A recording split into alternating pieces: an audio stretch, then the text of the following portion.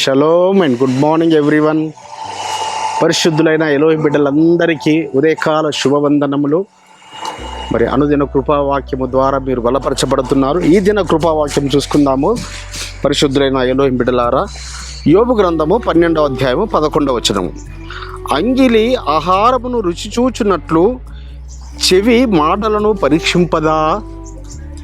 యోబు గారు ఈ మాటలు తన స్నేహితులతో పలుకుతున్నారు.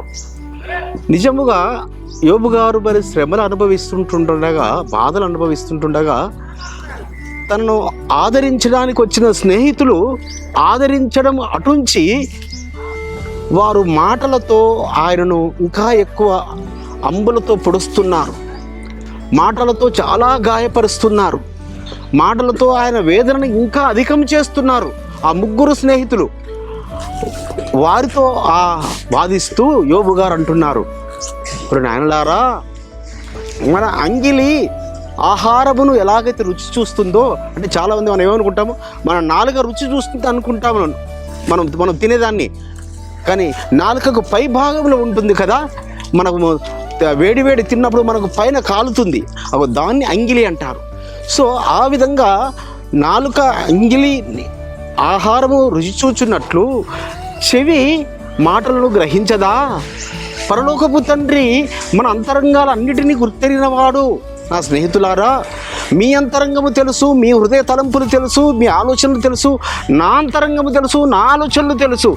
కాబట్టి మీ మాటలు జాగ్రత్తగా రానివ్వండి. మీ మాటలను ఆయన వింటాడు, జాగ్రత్త, ఆయన తీర్పులో నిలబడతారు, జాగ్రత్త అని వారిని హెచ్చరిస్తున్నాడు యోబు గారు.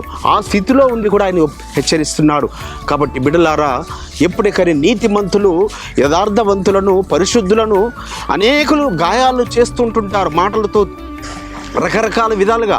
మనం ఎప్పుడూ భయపడకూడదు, మనం ఆయనకొక్కడికే భయపడాలి. ఆయన దృష్టిలో మనం నీతిమంతులుగా ఉన్నప్పుడు ఈ లోకంలో ఎందరూ నిందలు వేసినా, ఎన్ని అవమానాలు పరిచినా మనం బాధపడకూడదు. ఆ విధంగా యోబు గారు వారు పలుకుచున్నారు. ఈ మాటలు మరి కీర్తనకారుడు కూడా 22వ అధ్యాయంలో రాస్తుంటాడు. కీర్తన గ్రంథము 22:15 వచనములో, నా బలము ఎండిపోయి చిల్లపెంకు వలె ఆయను, నా నాలుక నా దౌడను అంటుకొని ఉన్నది.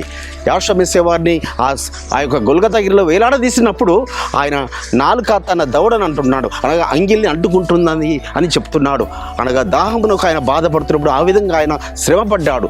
చిన్న ప్రార్థన చేసుకుందాం. పరిశుద్ధుడైన తండ్రి, అవును ఆయన అంగిలి ఆహారం రుచి చూచినట్లుగా మా మాటలను మీ చెవి వింటుందని యోబు గారు తన స్నేహితులు హెచ్చరించిన మాటలను బట్టి మీకు స్తోత్రములు చెల్లిస్తూ నజరుడైన యెహోవా మెస్సియా నామమున స్తుతించి ప్రార్థించి వెళ్ళుకుంటున్నాం. పరమ తండ్రి, మన పరలోకపు తండ్రి, రక్షకుడును విమోచకుడును నజరేయుడైన యెహోవా మెస్సియా వారి దివ్య సముఖం నుంచి మీకు, మీ కుటుంబాలకు, మీ వంశాలకు శాంతి, సమాధానం, కృపయు నిరంతరము నిలిచి ఉండును గాక.